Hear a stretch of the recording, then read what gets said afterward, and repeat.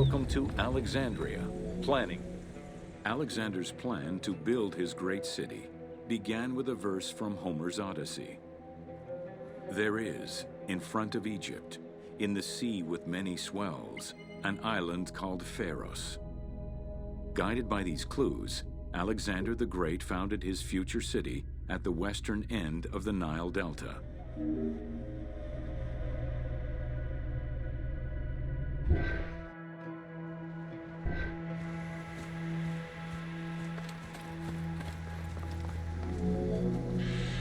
Though Alexander considered this location ideal for his great city, it presented considerable challenges. Too difficult to access during storms, the surrounding swamps threatened disease, and the limestone soil prevented the growth of healthy crops. However, due to the influence of his mentor Aristotle, Alexander the Great recognized that the true value was its strategic emplacement. Alexander knew that in controlling Pelusium to the east, Memphis to the south, and his crowning glory Alexandria to the west, he would create a triangular stronghold, allowing him to control the entire delta while giving him access to the Mediterranean.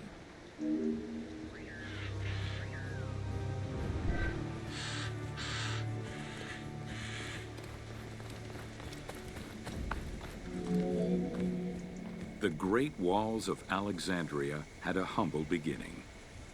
Lacking chalk to outline the future city's foundations, architects were forced to use flour instead.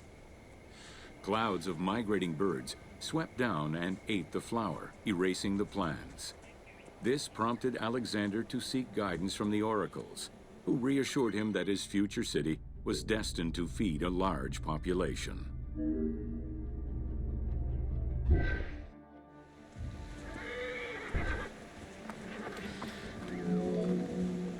Excavations led by Mahmud Bey el-Falaki in the 19th century revealed that the wall enclosure measured approximately 5.2 kilometers in length and 2.2 kilometers in width. It was roughly 9 meters in height.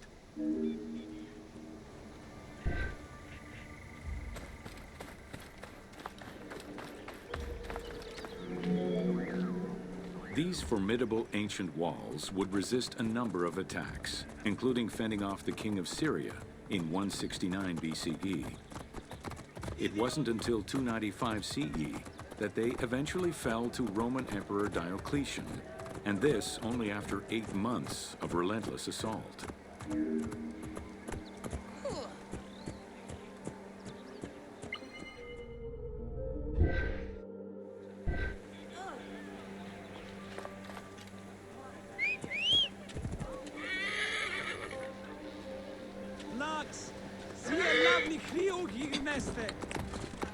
Whoa.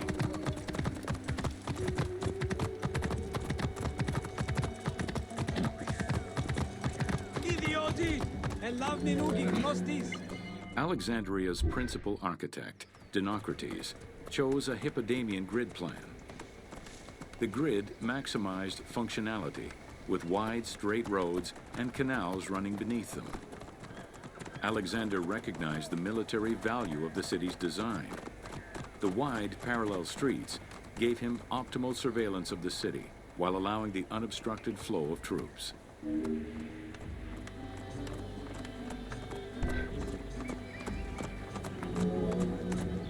Alexandria's principal architect, Dinocrates, chose a Hippodamian grid plan. The grid maximized functionality, with wide, straight roads and canals running beneath them. A central corridor ran from the Mediterranean's north port down to Lake Mareotis to the south. This thoroughfare acted as an unobstructed link for commercial trade and travel between the two ports. Many of the streets were bordered with grand buildings and parks, including Canopic Street, with its impressive gate bordering the eastern end.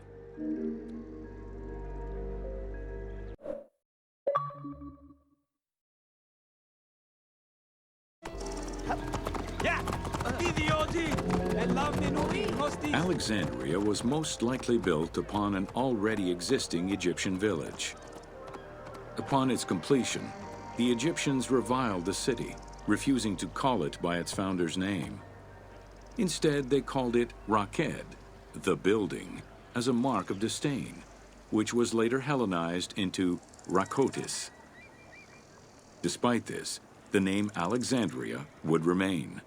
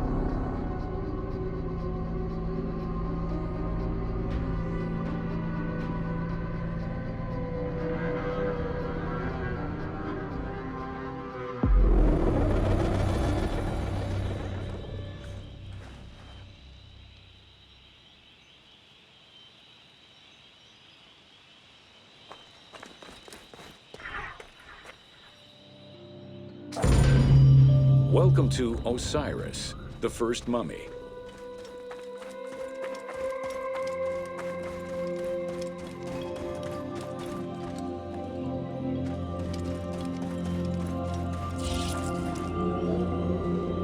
The oldest mummies recovered date from the Old Kingdom, though Egyptologists believe that mummification was in use much earlier than that.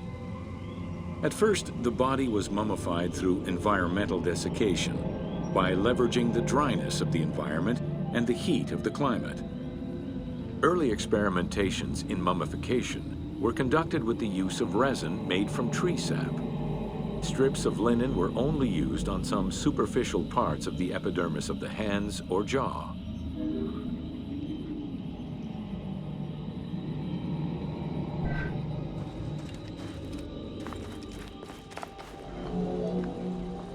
Ideologically, the will to preserve the body is not explained in any way until 3600 BCE. This is when the Egyptian belief that the body housed the soul was finally documented for modern Egyptologists to eventually decipher. It was not until the arrival of the myth of Osiris in the Egyptian religion around the 5th dynasty that mummification was thoroughly conceptualized. The practice was thereafter grounded in both a mythological and ideological point of view.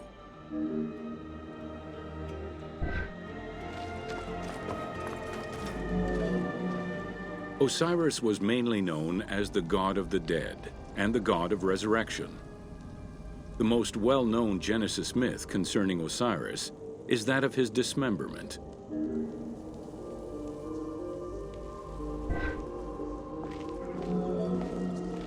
It is Plutarch who gives the most simplified and complete summary of the story. Within Egyptian mythology, Osiris represented the first king to rule Egypt. Jealous of his power, his brother Seth attempted to usurp his throne. After several unsuccessful attempts, Seth succeeded in killing his brother by dismembering him and scattering the pieces of his body all over Egypt. Isis, the great of magic, traveled all over Egypt in search of the pieces of her husband's body. After a long search, she recovered all the pieces save for his manhood, as it was eaten by a fish.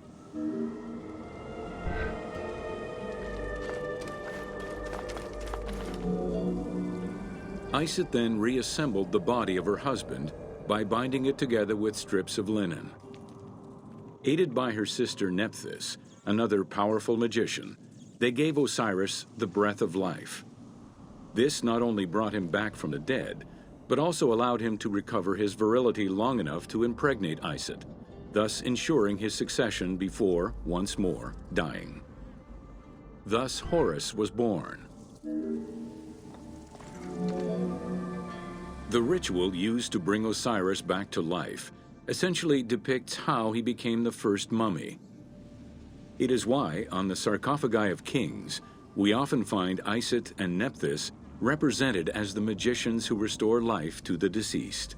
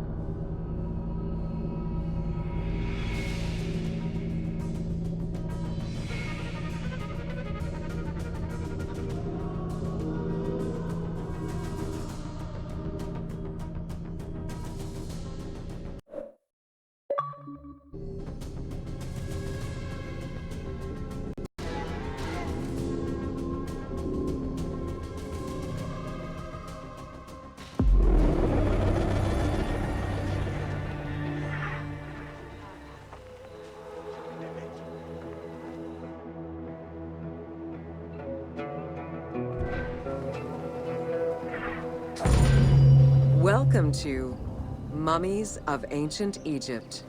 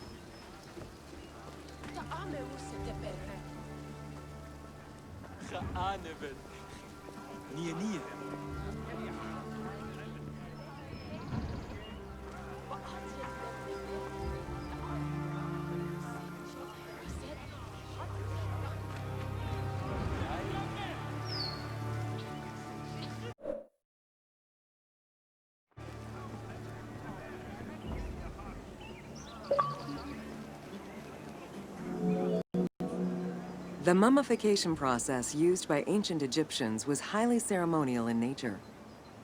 The different types of mummification took into account the social level and richness of the deceased and even included animals. The most expensive was that reserved for the pharaoh and the royal family, as well as some of the wealthiest members of the court.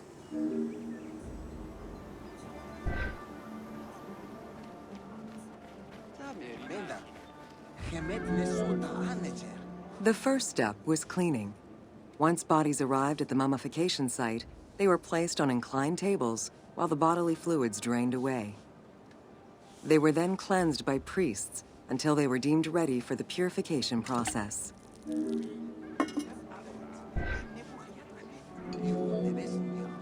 The purification of the body began with a libation from sacred water. The priest then fumigated the body with terebinth resin.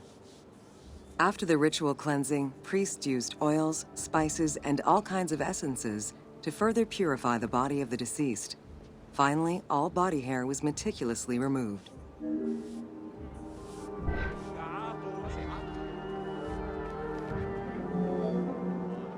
Once the body was properly purified, embalmers removed the organs, following very specific procedures. First, the brain was extracted by inserting a spoon through the nostril to break the ethmoid bone. Then, using a spatula, the pieces of the brain were removed as thoroughly as possible. What matter remained was extracted after a process of liquefaction, achieved through the use of a caustic liquid. The cranial box, once emptied, was rinsed and disinfected with palm wine, and then stuffed with strips of linen cloth and liquefied resin.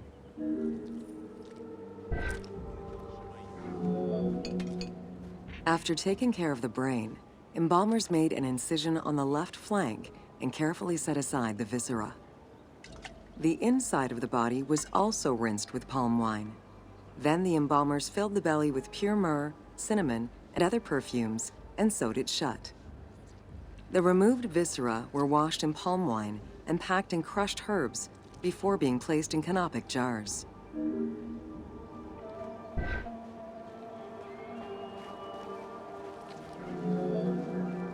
Canopic jars were placed close to the sarcophagus or kept in a chest nearby. At first, the viscera were wrapped in tissue and placed in the vases. As the ritual requirements became more elaborate, ointments, spices, and even water and natron were added to the process.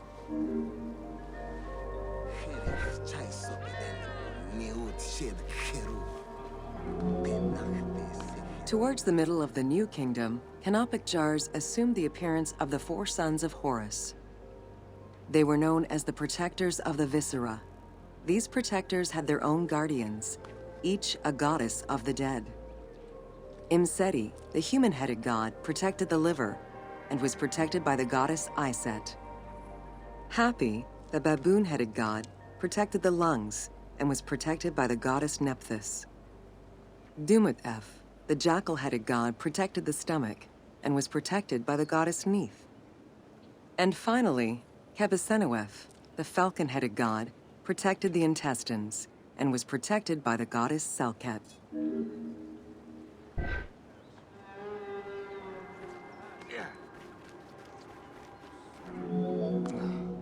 Natron is a naturally occurring mineral found in evaporite. These sedimentary rocks are made up of mineral salts and were generally mined from lake beds in Egypt.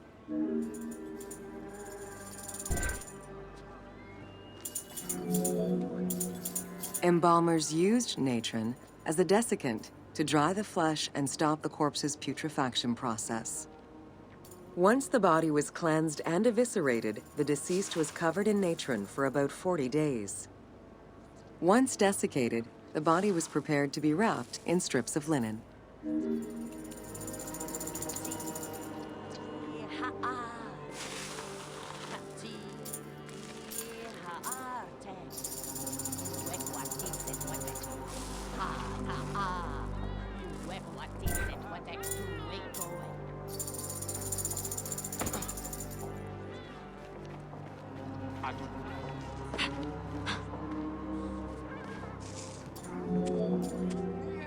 Once the body was fully desiccated by the natron treatment, embalmers oiled, painted, and sometimes even added hair extensions or a wig. They often used a henna-based antiseptic preparation to give the body a more colorful and lively appearance while preparing it to resist molds and fungi.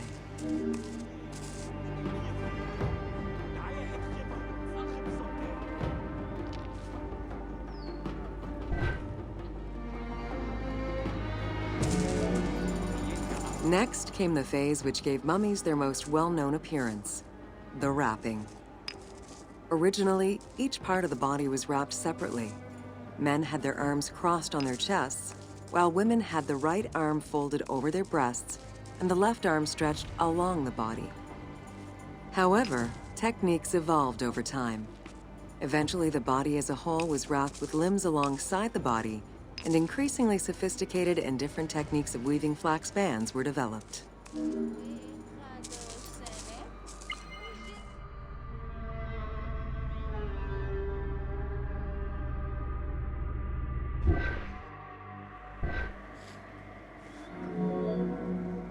In addition to the jewelry and amulets arranged on the skin of the deceased, amulets were also carefully inserted into the weaving of the linen strips. Each amulet was linked to a myth or to an ideological belief related to rebirth.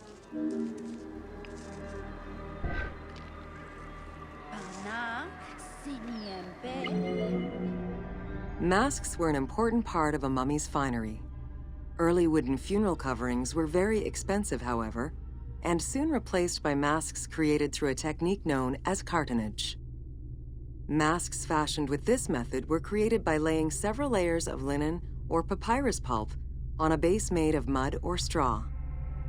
Cartonnage was used for more than funerary masks. Ornaments and the animal coffins of the late period were also made in such a fashion.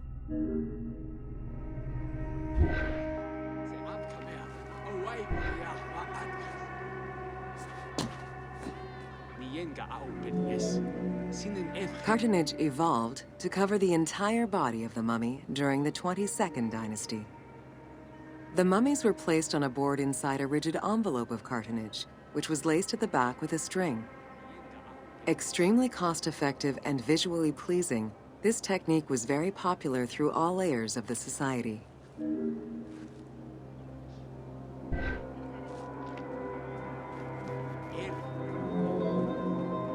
Cartonnage envelopes were usually covered with inscriptions and polychrome decorations, specifying the names and titles of the deceased, scenes depicting daily life, or decorations specific to the funerary world.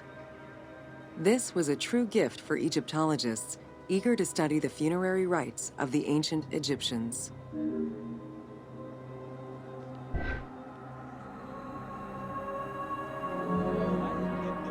Once the mummy was properly wrapped and adorned, the embalmers proceeded with the ceremony of the opening of the mouth. A vital step of the funerary process, this ceremony was meant to bring back to life the deceased themselves, or an object representing the deceased.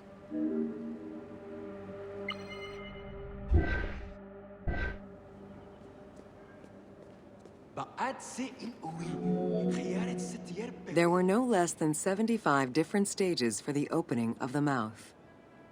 It required the application of the same oils, ointments, spices, and perfumes used during the mummification process. Makeup was sometimes part of the process as well.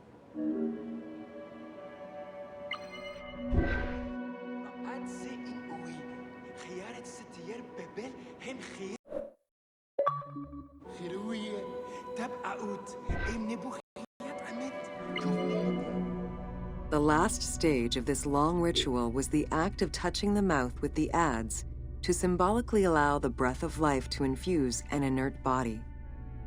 Its performance was reserved for a very specific set of people: priests who wore the mask of the god Anubis, a close relative of the family, or by the heir to the throne.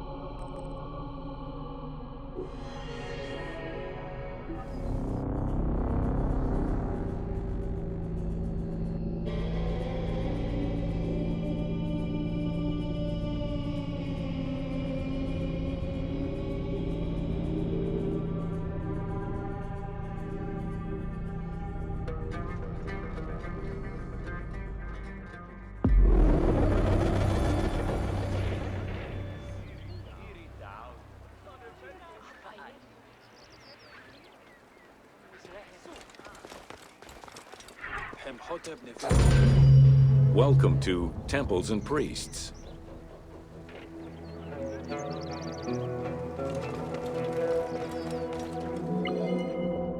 From its foundation, the city of Memphis favored worship of the god Ptah. The main temple of Ptah was known as Hutkaptah, meaning Palace of the Ka of Ptah.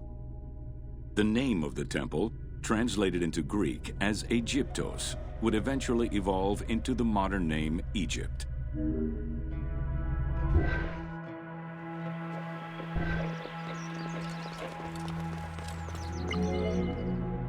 Temples were the center of religious, political, and economic life in ancient Egypt.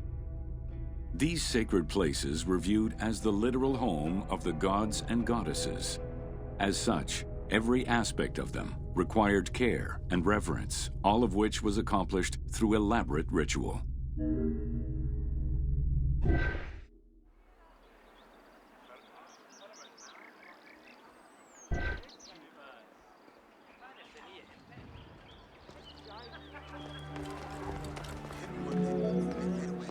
Located in the center of Memphis, the Temple of Ptah was the most prominent and imposing building in the city. The long walkway leading toward the temple, known as the Dromos, was guarded by rows of sphinxes. The entire sacred area was designed to keep the statue of the god protected, deep within the sacred enclosures that surrounded it.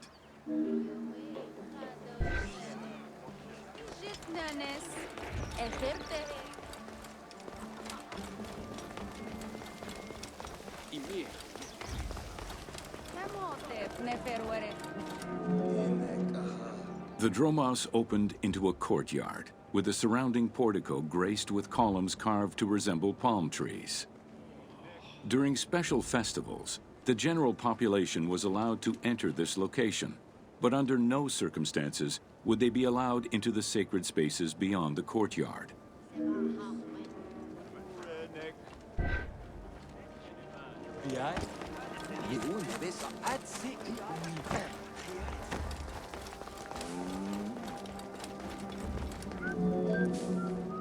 The Memphis Alabaster Sphinx was discovered in 1912, almost completely buried in water and sand. 8 meters in height and weighing in at roughly 90 tons, it is still mounted on its original pedestal. Though it is called the Alabaster Sphinx, it was in fact carved from common calcite rock, which is similar in appearance and texture to alabaster.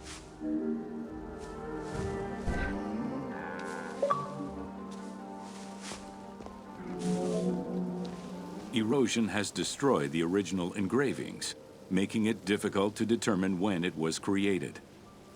Egyptologists believe that its facial likeness resembles Amenhotep II, and so it could have been sculpted somewhere between 1700 and 1400 BCE.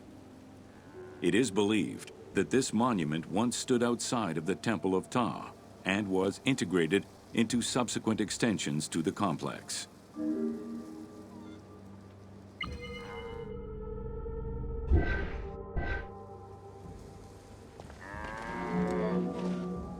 The size of the imposing sculpture reflects the importance it had to the temple during the New Kingdom.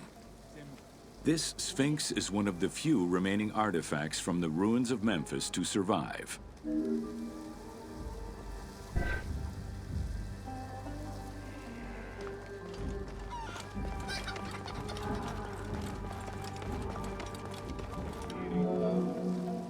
In Egyptian culture, some animals were associated with gods, while others were considered to be living gods. The Apis bull was believed to be a divine entity. The earliest mention of the Apis bull in ancient Egypt goes back as far as the first Egyptian dynasty.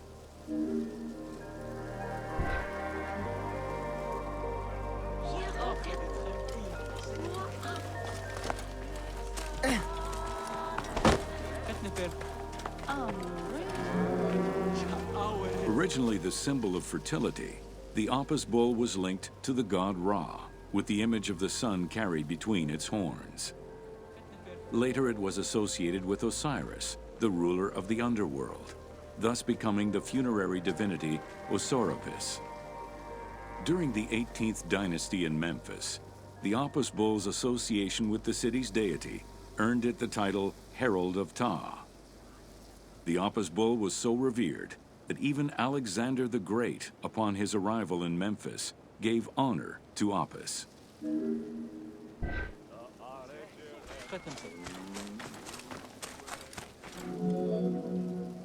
The Apis bull lived with its harem in a sacred barn located in an enclosure in the Temple of Ptah. Each bull bore 29 signs representative of its divinity. Among them, the bull had an eagle-shaped mark on its back, a double tail hair, and a scarab-shaped mark under the tongue. The signs were intended to correspond with the lunar cycle. After its death, Egyptians would search for its reincarnated form among the livestock.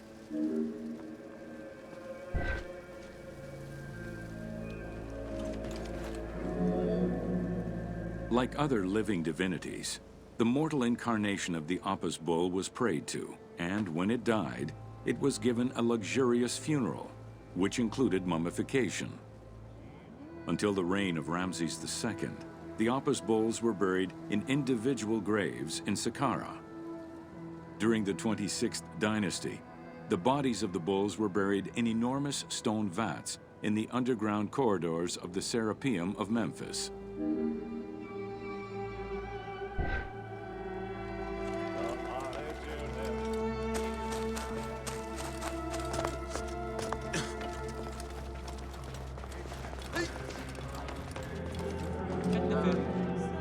Ancient Egyptians believed that temple rituals were essential to maintain order in the cosmos and allow communication between humans and gods. The pharaoh was required to bring offerings as part of a twofold promise made to the gods, to remain a just ruler and to prevent chaos from entering Egypt.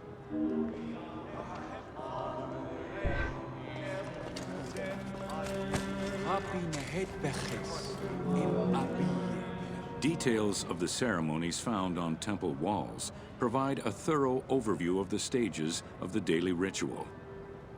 Performed 3 times a day to mirror human mealtimes, each step of the highly symbolic ceremony was accompanied by specific recitations, many of which referred to mythical events.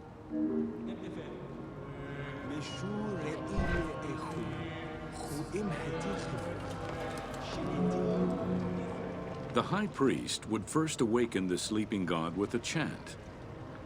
Then the seals of the shrine's doors were broken and the bolts drawn back. The act of swinging open the doors was a symbolic gesture where sight was granted to the deity. The priest would then bow and kiss the ground.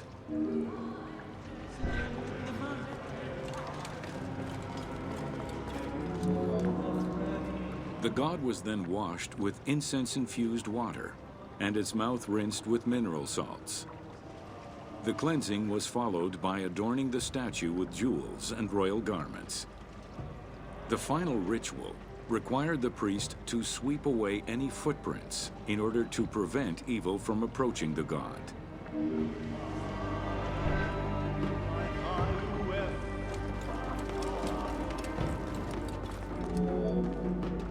Heredity was the primary source of new recruits. Rarely was an outsider allowed this position. At the top of the temple hierarchy was the high priest. Each temple dedicated to a god had at least one high priest devoted to its care and service. During the Ptolemaic dynasty, one family held the position of high priest in Memphis for almost 300 years.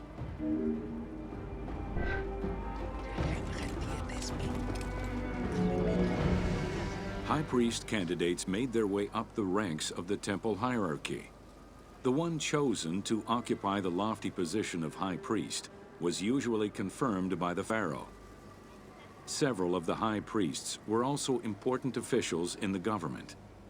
Families sharing the highest priesthood titles tended to make many alliances, thereby gaining more land and wealth.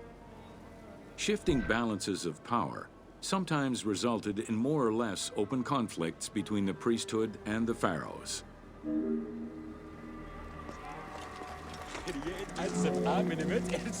In the 21st dynasty, Thebes became the capital of an almost entirely theocratic government. The city was headed by king priests who spoke and governed in the name of the god Amun, in open opposition to the ruling pharaohs. These king priests caused a massive decentralization of power, known as the Third Intermediate Period.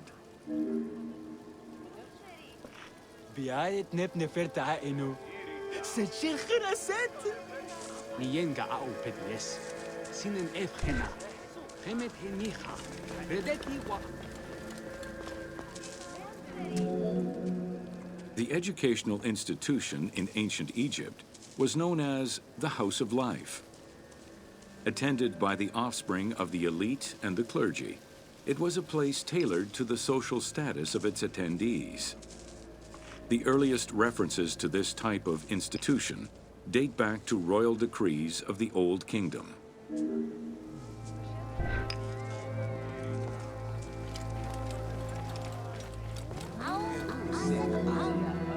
Only two known centers have been uncovered, one in the abandoned city of Akhetaten and one at the temple of Ramses II on the west bank of Thebes.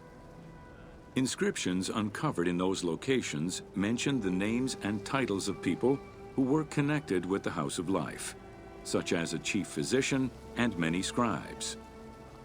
It is presumed that by the late kingdom, every temple had a House of Life.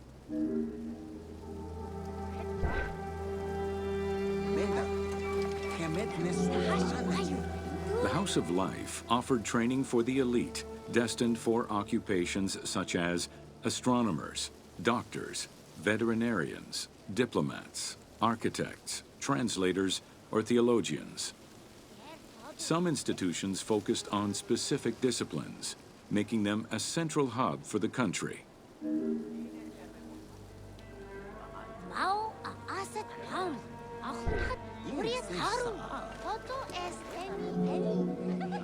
Not limited to instruction for young students, the House of Life was a source of reference for many scholars, with rooms dedicated to papyri of many disciplines. Because papyri were preserved there, the Greco-Romans referred to the House of Life as a library.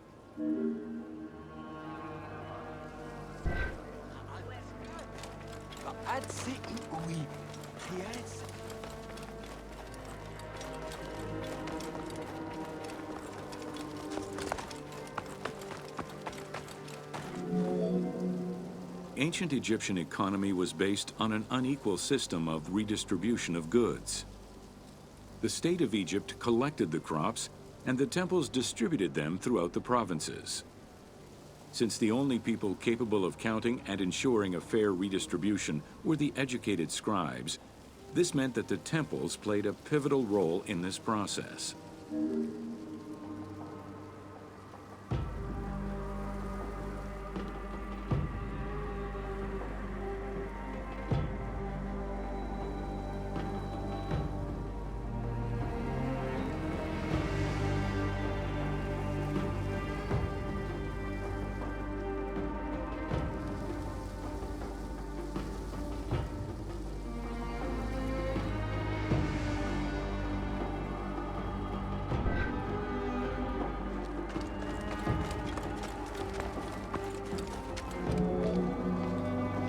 records of pharaohs making offerings of large tracts of land and animals to temples in order to maintain their favor. Ramses III offered generous gifts to the temple of Amun in Karnak in such a manner.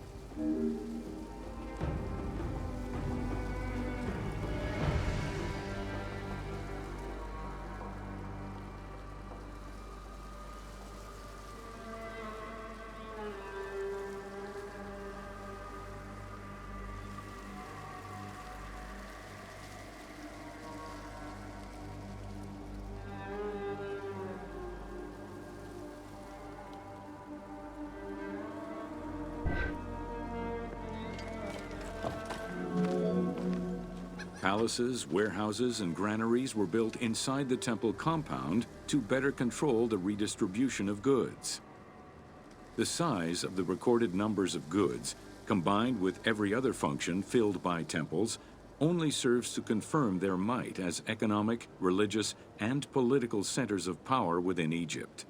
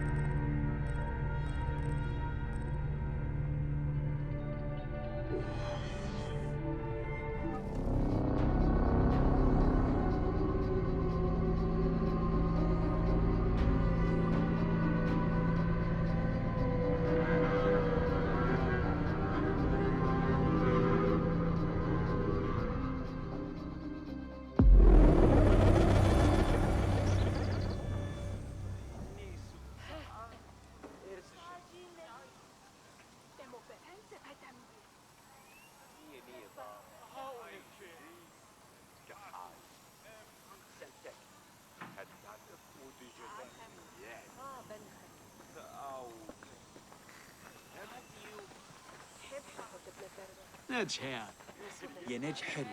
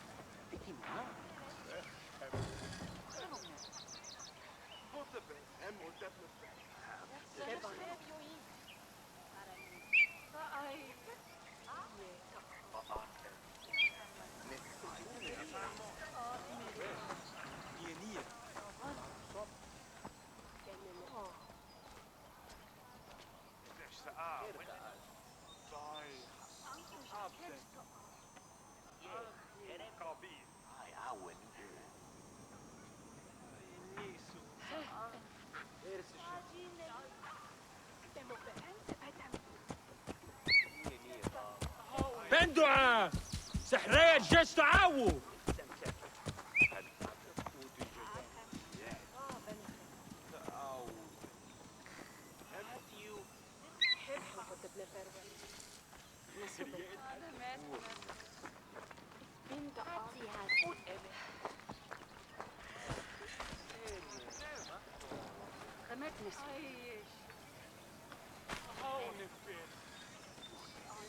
C'est bon!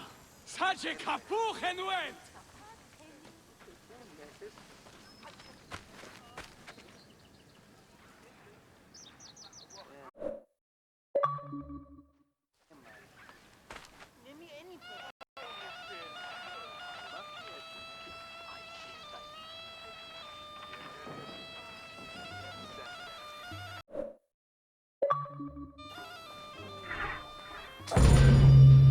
Welcome to Artisans of Ancient Egypt.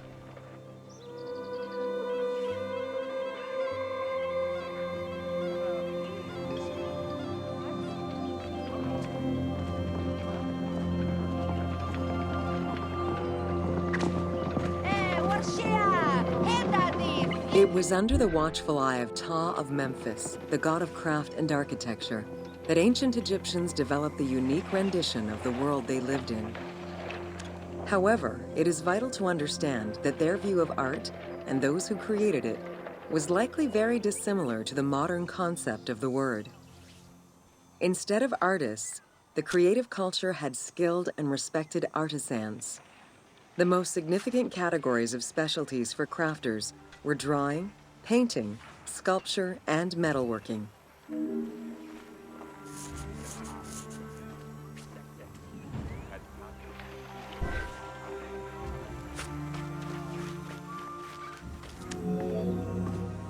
Ancient Egyptian craftspeople created both art and a wide variety of mundane, everyday tools. Every item created had a specific purpose and was produced by anonymous artisans who worked alone or with a team. Most crafts, such as pottery and metalworking, were utilized for everyday items. Luxury goods and artwork illustrations served temple rituals and were not meant for public display. Artisans rarely signed their names to the work, though they were clearly aware that they possessed a unique skill and talent for the task.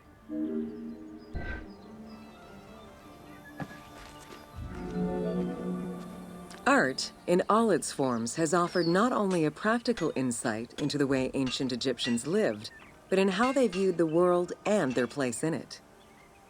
The balance of order and chaos was crucial in both the physical and the metaphysical universes.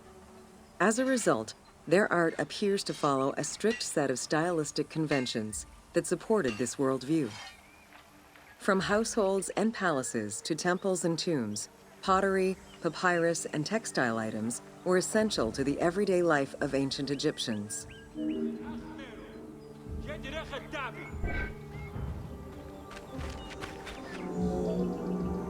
In ancient Egyptian culture, drawing was used as illustration, such as seen in the Book of the Dead.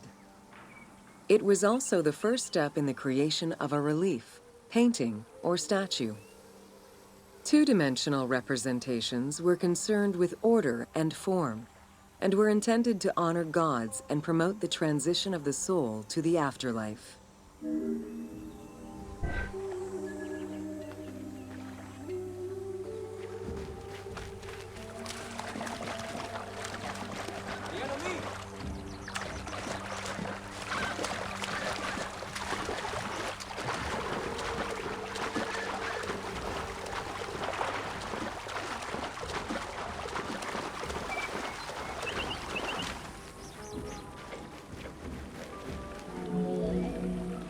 Stylistically, Egyptians were concerned with the depiction of the human form's inner self. As such, artistic representations were not concerned with realism, but rather with idealized youth and perfectly harmonious visuals.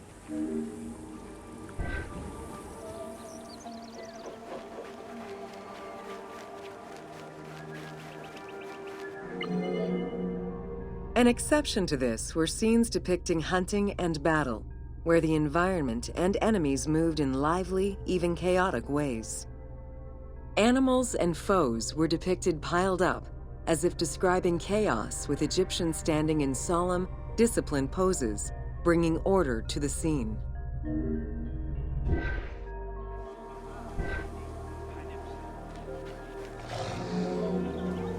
Reliefs could be either in high relief or low relief. Either method required a surface suited to the desired technique. Preparation of the surfaces differed depending on the quality of the rock. A quarried block only needed a simple smoothing.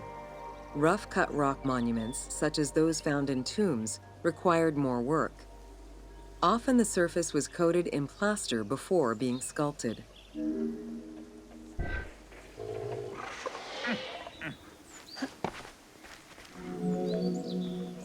For reliefs, preliminary sketches were drawn in red, then framed with a red grid to position the elements of the scenes. Corrected sketches were in black, and once approved, the scene was ready to be carved. This method likely explains the name given to relief makers, the one who draws the outlines.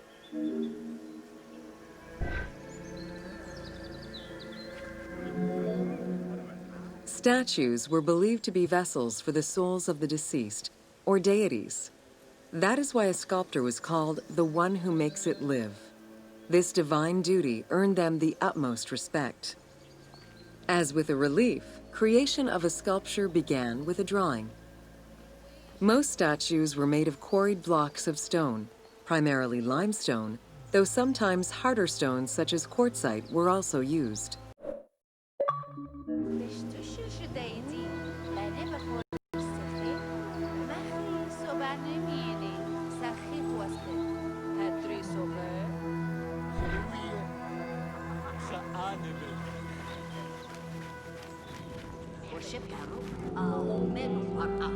In ancient Egypt, the profession of crafter was organized and relied on a specific hierarchy.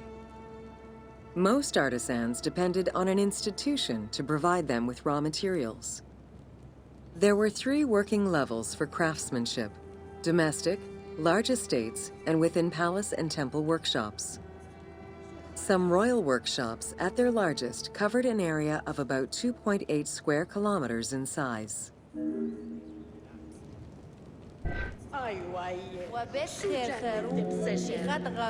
At the domestic level, most Egyptians were craftspeople to a greater or lesser extent.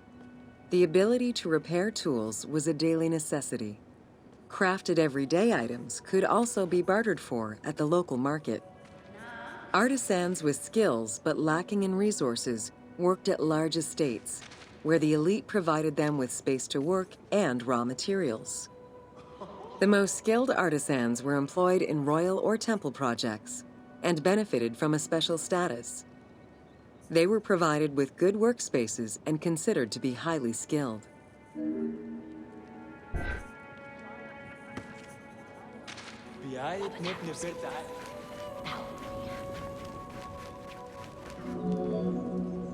An ancient text known as the Satires of Trades has a number of descriptive summaries that offered teasing glimpses into how artisans were perceived.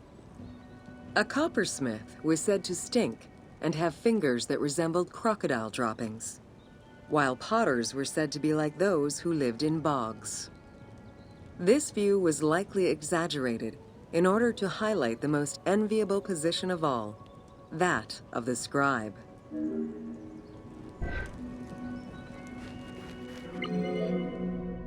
Located near the Valley of the Kings, Deir el-Medina was a settlement created by order of the king to honor the most skilled artisans. Its name translates as the monastery of the city. Allocated a house on the initiative of the king, these craftsfolk were regarded with respect and referred to as the royal artisans. Those who lived there worked on the tombs in the Valley of the Kings and its surrounding temples.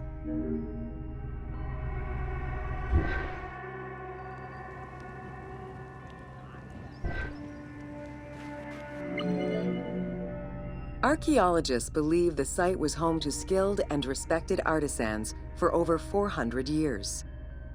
It is considered one of the most important discoveries relating to Egyptian daily life. While much of the focus of Egyptian archaeology was on its kings and queens, it wasn't until the excavation of Deir el-Medina that Egyptologists were given a valuable window into the community life of ancient Egyptian artisans.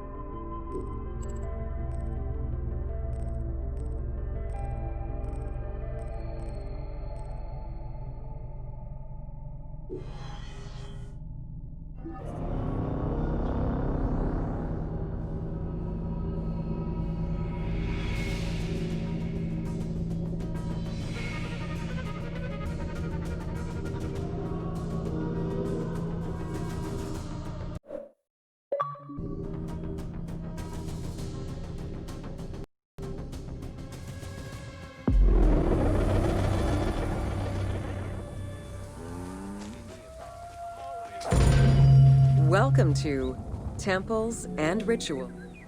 During rituals and festivals, the god was carried on a solar barge between the areas of a temple or the temples of different cities. Funerary carvings and paintings covering thousands of years, as well as the Book of the Dead, depict the same ship and oar design. Solar barges have been uncovered near or within several pharaohs' tombs. They were intended to carry the pharaoh into the afterlife.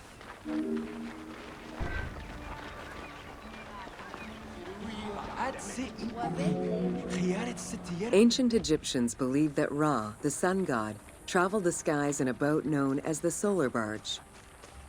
The solar barge was believed to cross over to mythological lands.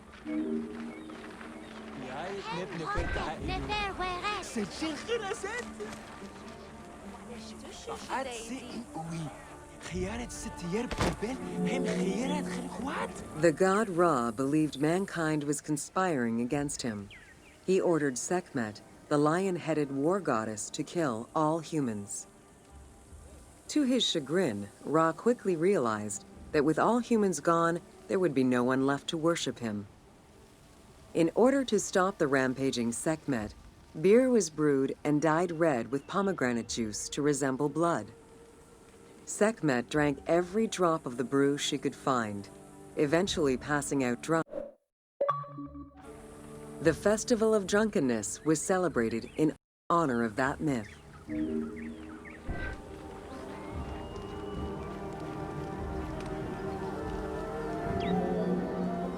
Unlike the daily rituals that took place in the temple and were performed by priests, festivals allowed the entire population of the city to participate.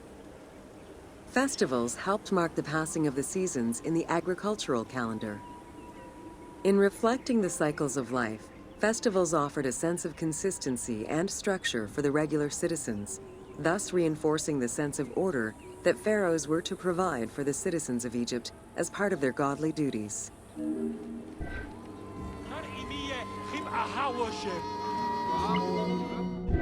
The importance of these festivals is demonstrated by their longevity. Records show that Osiris festivals occurred for more than 2,000 years. Some festivals serve to reinforce state control and promote the king's reign. Both the Opet and Sed Jubilee festivals were specifically intended to celebrate the renewal of the king's power.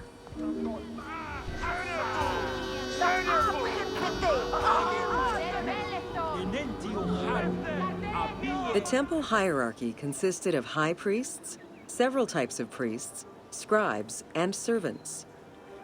The high priest was known as the prophet. Some divinities had up to 4 prophets, and they were the ones to perform the most advanced and complex rituals.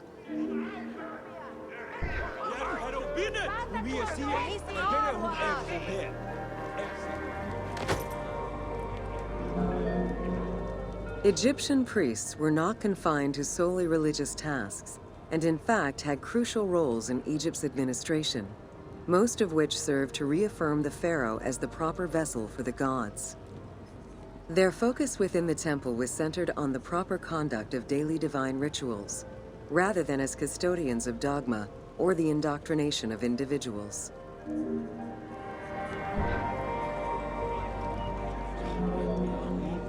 Scribes were custodians of the sacred sciences. Some priests were associated with the funeral rites and were considered the group with medical knowledge.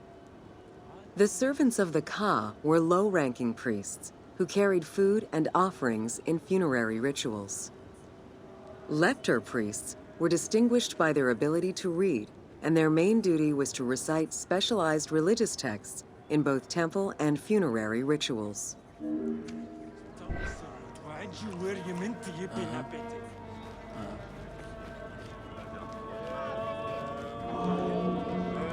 Priests and all the officials who served the temple worked only 3 months a year, with each period separated by a quarter of inactivity, at least within the temple compound. Each outgoing group handed over the temple and their tools to the newcomers. Only the high priesthood remained in permanent office within the temple.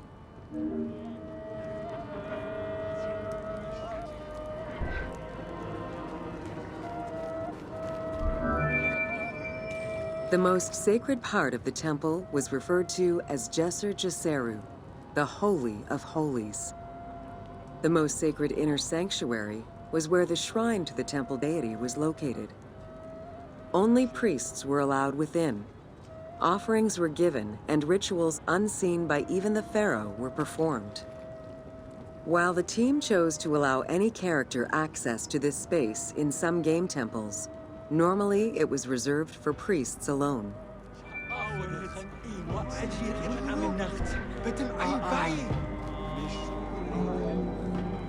Pharaohs and their priests often chose the site of these sacred temples because of some mythological connection or an alignment with the cardinal points and certain stars. Once selected, a foundation ritual was performed. The pharaoh was required to complete 10 steps in the ritual, which required a mix of offerings as well as specific construction techniques. Once the temple was complete, construction of the chamber containing the shrine, or naos, began.